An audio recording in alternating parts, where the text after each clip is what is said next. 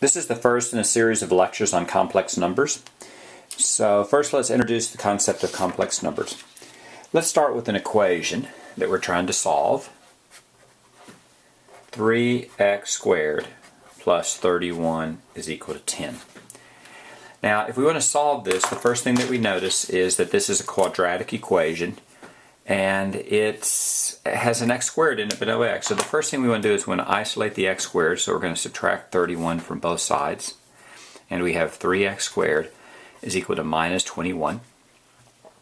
And then we have 3 times, so we want to divide by a 3, divide by a 3. You can also multiply by 1/3 if you wish. So 3x squared is equal to negative 21. 3 divided by 3 is 1, so you have x squared is equal to minus 7. Now at this point you would take the square root of both sides, but I want you to look at this problem right here. At this point right here we're stuck, and the answer is that there is no real solution. And if you want to think about why, whenever you square a number, a square is always positive. So that's just, you can think about that as that's just a rule or common sense. A square is always positive.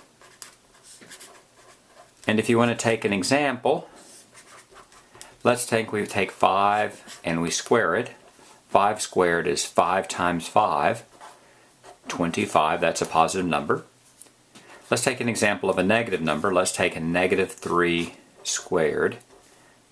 Negative 3 squared is negative 3 times negative 3. A negative times a negative is a positive, so that's a positive 9. So anytime you square a number, you get a positive number. We would like to find what number we square to get a negative number, so there's no real solution. So before complex numbers, we're actually stuck. So what we're going to do is we're going to define a complex number.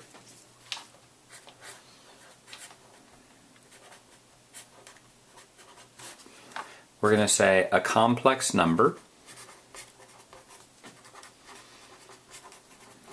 can be written a plus bi, where a and b are real numbers without any restrictions. And I is new. I is going to be defined as the square root of negative 1. And we're going to call this the imaginary unit. Or the imaginary 1 if you want to. So that's going to be defined as a complex number. And we can look at some examples of complex numbers.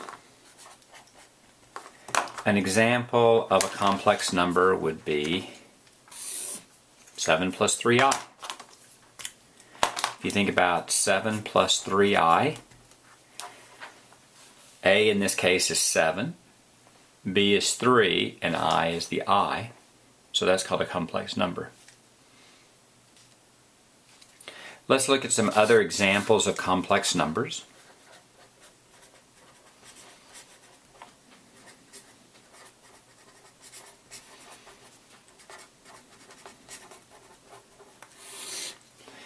Another one is 6 minus 2i. Remember, a complex number is any number that can be written as a plus bi, where I is the imaginary unit and a and b are real numbers. A is 6 and b is minus 2. Let's do another one. 7. Is this 7 a complex number? It is. 7 is a complex number. In this case, a is equal to 7. B is equal to 0. So you could also write that 7 plus 0i. In other words, real numbers are also complex numbers. Minus 5i is a complex number. 16 minus 31i is a complex number. Minus 4 plus 3i is a complex number. Minus 19i is a complex number. 71 is a complex number. 13 plus square root of 4, 41i is a complex number. Square root of 19 is a complex number. In fact, all of these are complex numbers. And a common graph that's drawn, or just I guess a common drawing, is the relationship between complex numbers and imaginary numbers and real numbers. So think about this. Think of all the complex numbers. Complex numbers are any numbers which can be written as a plus bi. If we split those in half, in those cases where b is not equal to 0, you have what are called imaginary numbers.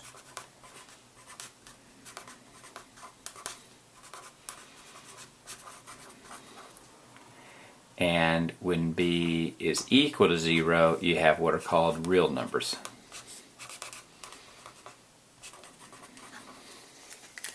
So an easy definition is simply this. If you have a plus bi, if b is not equal to 0, we call that an imaginary number.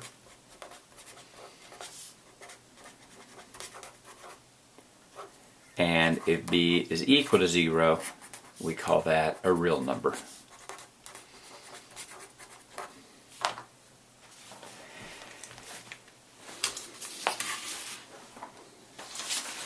In this unit on complex numbers, we're going to deal with a series of topics which we have just covered the first one, which is the introduction. There will be a series of videos that will step you through how to do complex numbers and then also a problem set. So the next video you should watch would be Simplify Square Roots with I or Powers of I.